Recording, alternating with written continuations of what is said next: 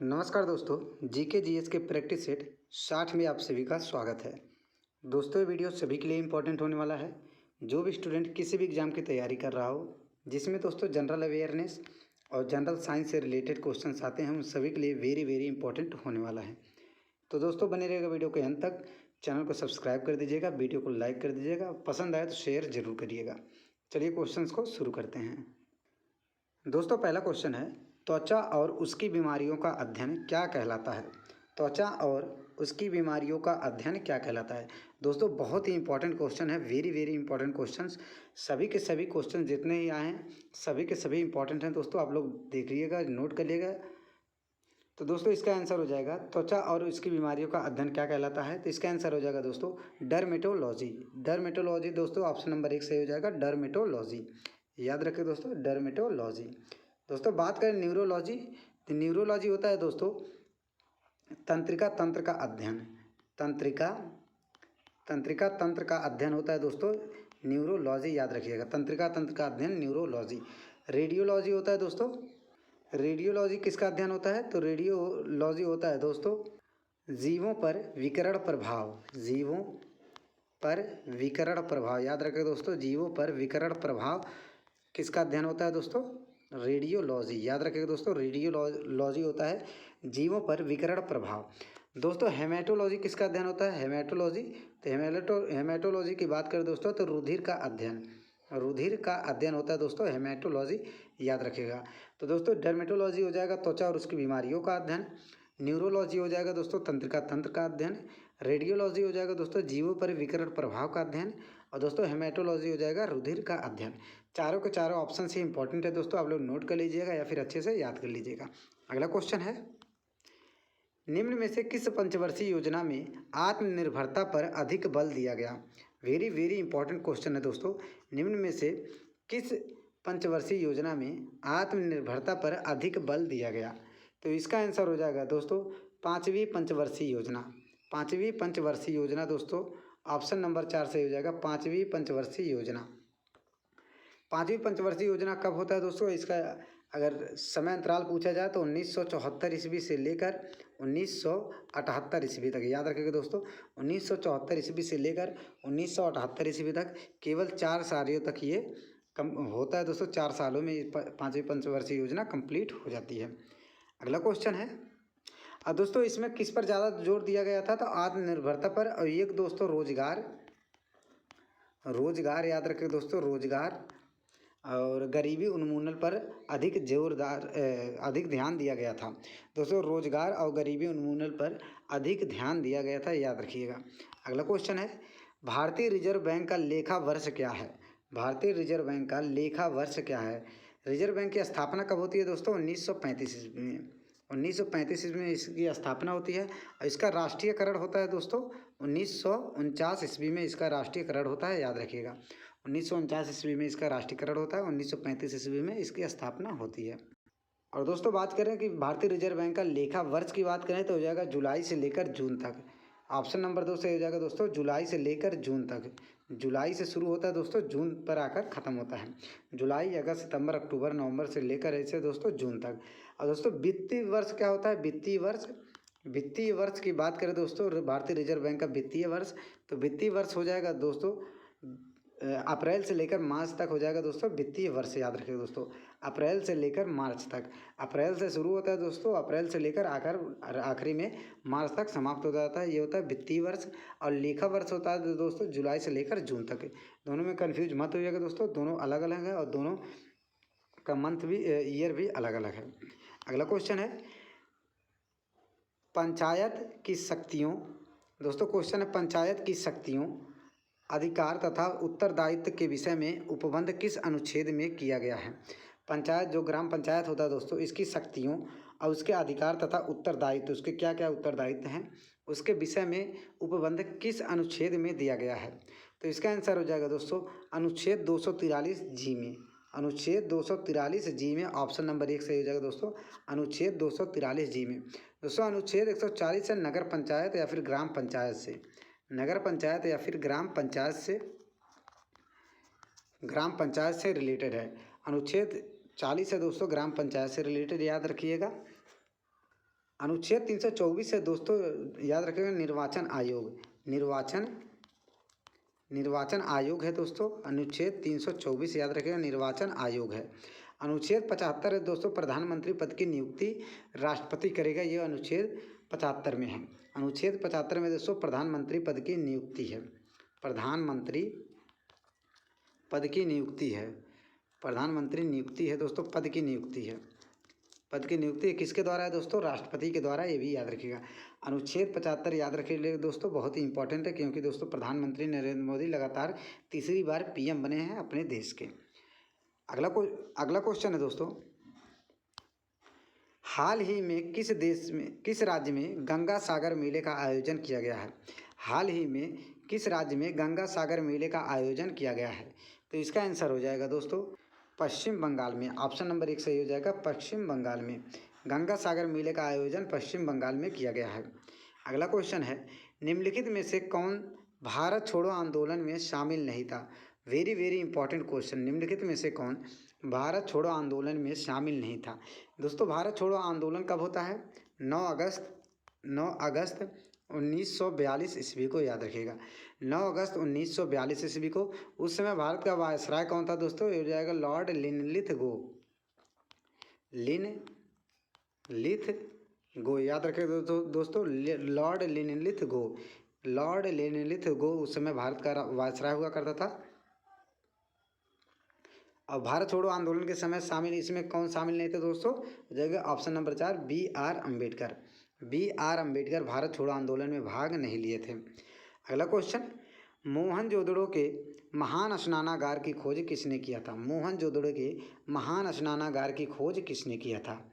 तो इसका आंसर हो जाएगा दोस्तों रखाल दास बनर्जी ने। ऑप्शन नंबर 4 सही हो जाएगा दोस्तों। मोहनजोदड़ो की खोज किसने किया था? रखाल दास बनर्जी ने। दयाराम साहनी की बात करें दोस्तों तो हो जाएगा हड़प्पा सभ्यता की खोज। हड़प्पा की खोज किसने किया था दोस्तों? दयाराम साहनी ने हड़प्पा की खोज किया था। अगला क्वेश्चन है, निम्नलिखित में से कौन सा तत्व परमाणु ईंधन की श्रेणी में नहीं आता? निम्नलिखित में से कौन सा तत्व परमाणु ईंधन की श्रेणी में नहीं आता है? दोस्तों इसका आंसर हो जाएगा ऑप्शन नंबर 1 कैडमियम का। ऑप्शन नंबर 1 दोस्तों कैडमियम का। दोस्तों थोरियम, प्लूटोनियम और यूरेनियम दोस्तों परमाणु ईंधन के श्रेणी में आते हैं। और कैडमियम दोस्तों परमाणु ईंधन की श्रेणी में नहीं आता है। ये कैडमियम के क्षण के रूप में प्रयोग किया जाता है, ये भी याद रखिएगा। परमाणु रिएक्टर में यूज होता है दोस्तों। परमाणु रिएक्टर में यूज होता है दोस्तों। रिएक्टर में क्षण के रूप में यूज होता है, याद रखिएगा। परमाणु रिएक्टर में क्षण के रूप में कैडमियम का यूज किया जाता है। अगला क्वेश्चन है दोस्तों, निम्न में से कौन सी धातु अधिक क्रियाशील है? निम्न में से कौन सी धातु अधिक क्रियाशील है? तो इसका आंसर हो जाएगा दोस्तों ऑप्शन नंबर 4 सीजियम। निम्न में से कौन सी धातु अधिक क्रियाशील है? तो इसका आंसर हो जाएगा दोस्तों सीजियम दोस्तों अधिक क्रियाशील धातु है। दोस्तों फ्लोरीन की बात करें दोस्तों, सर्वाधिक विद्युत ऋणात्मक तत्व,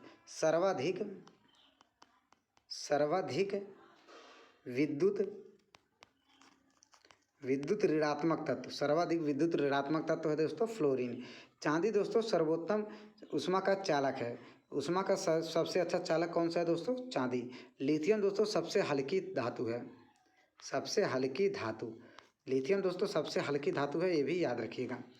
तो दोस्तों सभी के सभी ऑप्शन से नोट कर लीजिएगा या फिर अच्छे से याद कर लीजिएगा। जैसे कि दोस्तों फ्लोरीन है सर्वाधिक विद्युत ऋणात्मक तत्व है। चांदी है सबसे अच्छा ऊष्मा का चालक होता है। लिथियम दोस्तों सबसे हल्की धातु होती है। और सीजियम दोस्तों सबसे क्रियाशील धातु होती है। सीजियम याद रखिएगा, सबसे क्रियाशील धातु अगर पूछे सीजियम हो जाएगा। अगला क्वेश्चन, मधुमेह रोग किस हार्मोन्स की कमी से होता है? मधुमेह रोग किस हार्मोन्स की कमी से होता है? बहुत ही इंपॉर्टेंट है क्वेश्चन दोस्तों। मधुमेह रोग किस हार्मोन्स की कमी से होता है? तो इसका आंसर हो जाएगा दोस्तों ऑप्शन नंबर 2 इंसुलिन की कमी से। इंसुलिन नामक हार्मोन्स की कमी से मधुमेह रोग होता है। दोस्तों अगर बात करें इंसुलिन कहाँ से स्रावित होता है, तो इंसुलिन हो जाएगा दोस्तों अग्नाशय ग्रंथि से। याद रखेगा दोस्तों, अग्नाशय ग्रंथि से इंसुलिन स्रावित होता है। गैस्ट्रिन की बात करें तो गैस्ट्रिन की बात करें दोस्तों, ये हो जाएगा अमाशय से, अमाशय से, गैस्ट्रिन अमाशय से, याद रखिएगा गैस्ट्रिन अमाशय से। वैसोप्रोसिन, वैसोप्रोसिन हो जाएगा दोस्तों, ये कहाँ से होता है, पीयूष ग्रंथि से, पीयूष ग्रंथि से, याद रखिए दोस्तों वैसोप्रोसिन पीयूष या फिर पिट्यूटरी, पिट्यूटरी, पीयूष या फिर पिट्यूटरी ग्रंथ से होता है, वैसोप्रोसिन नामक हार्मोन्स के स्रावित होता है। अगला क्वेश्चन है, हाल ही में किस देश में प्रधानमंत्री नरेंद्र मोदी को सर्वोच्च पुरस्कार से सम्मानित किया गया है। दोस्तों हाल ही में किस देश में प्रधानमंत्री नरेंद्र मोदी को सर्वोच्च सम्मान से सम्मानित किया गया है, सर्वोच्च पुरस्कार से सम्मानित किया गया है दोस्तों किस देश में, तो इसका आंसर हो जाएगा दोस्तों रूस में। ऑप्शन नंबर 3 से हो जाएगा दोस्तों, रूस का सर्वोच्च पुरस्कार किसको दिया गया है, माननीय नरेंद्र मोदी जी को। अगला क्वेश्चन, निम्न में से कौन सा संस्थान राजमुंदरी में स्थित है, very very important question, very very important question दोस्तों, निम्न में से कौन सा संस्थान राजमुंदरी में स्थित है, तो इसका आंसर हो जाएगा दोस्तों तंबाकू, केंद्रीय तंबाकू अनुसंधान केंद्र, केंद्रीय तंबाकू अनुसंधान केंद्र। ऑप्शन नंबर 3 सही हो जाएगा दोस्तों, केंद्रीय तंबाकू अनुसंधान केंद्र, केंद्रीय तंबाकू अनुसंधान केंद्र। दोस्तों आलू अनुसंधान केंद्र कहाँ है, तो हो जाएगा शिमला, आलू अनुसंधान केंद्र शिमला हो जाएगा। चावल अनुसंधान केंद्र हो जाएगा दोस्तों कटक, याद रखें दोस्तों कटक। और दोस्तों केंद्रीय वनस्पति अनुसंधान केंद्र हो जाएगा लखनऊ, याद रखें दोस्तों लखनऊ। और लखनऊ में दोस्तों विष अनुसंधान केंद्र भी स्थित है, विष अनुसंधान केंद्र, औषधि अनुसंधान केंद्र, औषधि विष अनुसंधान, औषधि अनुसंधान, और ललित भी, ललित अकादमी पुरस्कार भी स्थित है, ललित अकादमी पुरस्कार भी दोस्तों स्थित है, ये भी लखनऊ में। तो दोस्तों याद रखिएगा आलू अनुसंधान केंद्र कहाँ पर है, शिमला में। चावल अनुसंधान केंद्र कहाँ पर स्थित है, कटक में। केंद्रीय तंबाकू अनुसंधान केंद्र है दोस्तों राजमुंदरी में। केंद्रीय वनस्पति अनुसंधान केंद्र है दोस्तों लखनऊ में। लखनऊ में दोस्तों 3 और याद रखिएगा, कौन कौन से हैं दोस्तों, केंद्रीय विश्व अनुसंधान केंद्र, केंद्रीय औषधि अनुसंधान केंद्र, और दोस्तों ललित अकादमी केंद्र, ये भी कहाँ पर है, लखनऊ में। अगला क्वेश्चन है, सबसे लंबी सीमा वाला देश कौन सा है, आसान क्वेश्चन है दोस्तों, तो इसका आंसर हो जाएगा सबसे लंबी सीमा वाला देश हो जाएगा दोस्तों कनाडा, कनाडा सबसे लंबी सीमा वाला देश है दोस्तों। और चीन के बारे में याद रखेंगे दोस्तों, सबसे ज़्यादा देशों के साथ सीमा साझा करने वाला देश है चीन, चीन के सीमा के साथ सबसे ज़्यादा देश सटे हुए हैं दोस्तों। और कितने देश हैं दोस्तों, लगभग 13 देशों के साथ सीमा साझा करता है। अगला क्वेश्चन है दोस्तों, सफ़ेद हाथियों का देश किसे कहा जाता है, सफ़ेद हाथियों का देश किसे कहा जाता है दोस्तों। आसान क्वेश्चन है लेकिन दोस्तों बहुत ही इंपॉर्टेंट क्वेश्चन है, ये चारों के चारों ऑप्शन ही इंपॉर्टेंट है दोस्तों। सफ़ेद हाथी दोस्तों, फिनलैंड को क्या कहा जाता है, फिनलैंड को हजार झीलों की भूमि, हजार झीलों की भूमि, याद रखें दोस्तों झीलों की भूमि, हजार झीलों की भूमि। थाईलैंड के दोस्तों क्या कहा जाता है, सफ़ेद हाथियों का देश, सफ़ेद हाथियों का देश। ब्राज़ील को दोस्तों सांपों का देश, सांपों का देश। और दोस्तों तुर्की को दोस्तों यूरोप का मरीज, यूरोप का मरीज, याद रखिएगा यूरोप का मरीज कहा जाता है तुर्की को। तो हो जाएगा दोस्तों, फिनलैंड कहा जाता है हजार झीलों की भूमि, थाईलैंड कहा जाता है सफ़ेद हाथियों का देश, ब्राज़ील को दोस्तों सांपों का देश, और तुर्की को यूरोप का मरीज कहा जाता है। चारों के चारों ऑप्शन से नोट कर लीजिएगा। अगला क्वेश्चन है, भारत का सबसे बड़ा नदी द्वीप कौन सा है, भारत या फिर विश्व का अगर पूछे दोस्तों, विश्व का भी सबसे बड़ा नदी द्वीप कौन सा है, तो हो जाएगा दोस्तों माजुली। ऑप्शन नंबर 2 से हो जाएगा दोस्तों माजुली। और किस नदी पर बनाता है दोस्तों, ब्रह्मपुत्र नदी, ब्रह्मपुत्र और यमुना नदी पर, ब्रह्मपुत्र और यमुना नदी पर बनाता है माजुली द्वीप, याद रखिएगा दोस्तों ब्रह्मपुत्र नदी पर, असम में, असम या फिर असम में, याद रखिएगा दोस्तों ब्रह्मपुत्र नदी पर, ब्रह्मपुत्र नदी पर, याद रखिएगा। और सबसे छोटा भी बनाता है दोस्तों उमानंदा, सबसे छोटा है, ये भी असम में बनता है दोस्तों ब्रह्मपुत्र नदी पर ही। दोस्तों विश्व का सबसे बड़ा द्वीप समूह कौन सा है, सबसे बड़ा द्वीप कौन सा है, ग्रीनलैंड, सबसे बड़ा द्वीप ग्रीनलैंड। सबसे छोटा द्वीप मध्य अंडमान, मध्य अंडमान, याद रखिएगा दोस्तों सबसे छोटा द्वीप। और सबसे बड़ा द्वीप, सबसे बड़ा द्वीप, सबसे बड़ा द्वीप है दोस्तों ग्रीनलैंड। अगला क्वेश्चन, किस केंद्रीय मंत्री द्वारा हम सफ़र नीति शुरू किया गया है?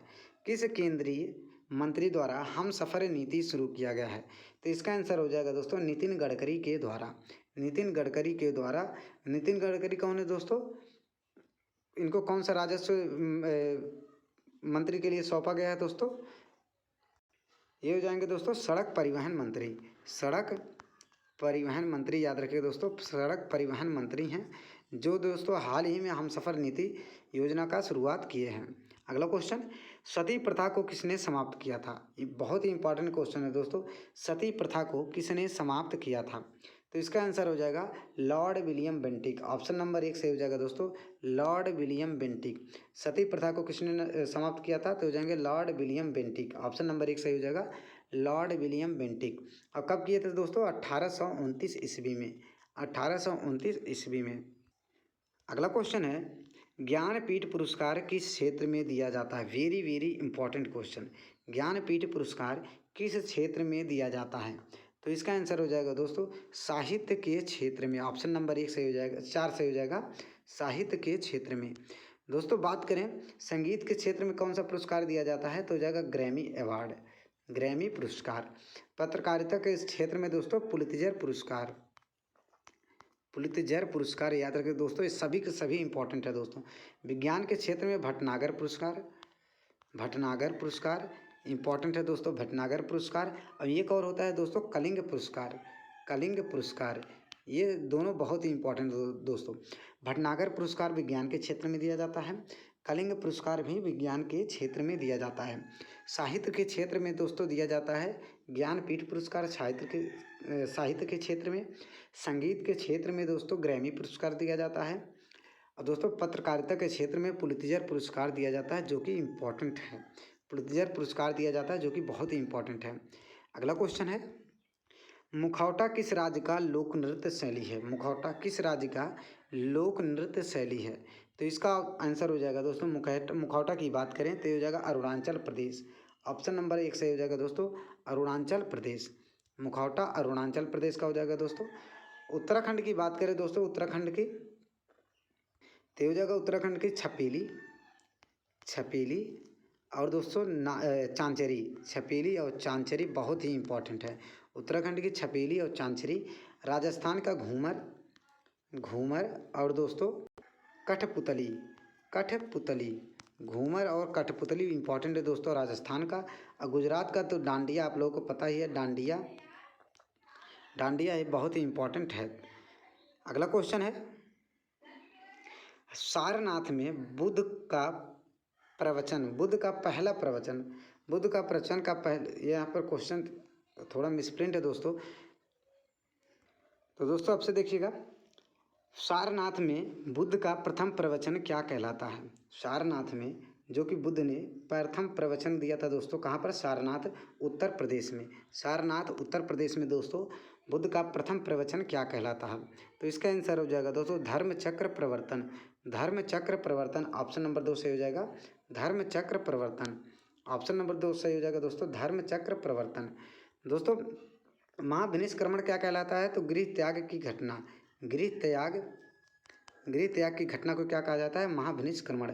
महापरिनिर्वाण क्या कहलाता है दोस्तों? तो इनकी मृत्यु की घटना क्या कहलाता है?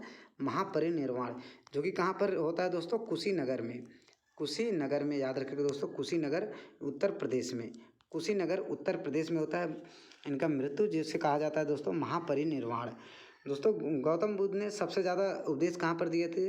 जाएंगे श्रावस्ती में, श्रावस्ती में, ये भी उत्तर प्रदेश में ही पड़ता है। तो दोस्तों प्रथम प्रवचन कहाँ दिए थे? सारनाथ में, जो कि उत्तर प्रदेश में है। महाविनिष्क्रमण कहलाता है दोस्तों इनके गृह त्याग की घटना। धर्म चक्र प्रवर्तन कहलाता है इनका प्रथम उपदेश। महापरिनिर्वाण कहलाता है दोस्तों इनकी मृत्यु की घटना। और इनकी मृत्यु कहाँ हुई थी दोस्तों? कुशीनगर उत्तर प्रदेश में। सबसे ज़्यादा दोस्तों इन्होंने उपदेश दिया था उत्तर प्रदेश के श्रावस्ती जिले में। सभी के सभी पॉइंट दोस्तों नोट कर लीजिएगा, बहुत ही इंपॉर्टेंट है। तो दोस्तों बस आज के लिए इतना ही। उम्मीद करता हूँ दोस्तों वीडियो पसंद आई हो। वीडियो पसंद आए तो चैनल को सब्सक्राइब कीजिएगा, वीडियो को लाइक कीजिएगा, चैनल को सब्सक्राइब कर लीजिएगा।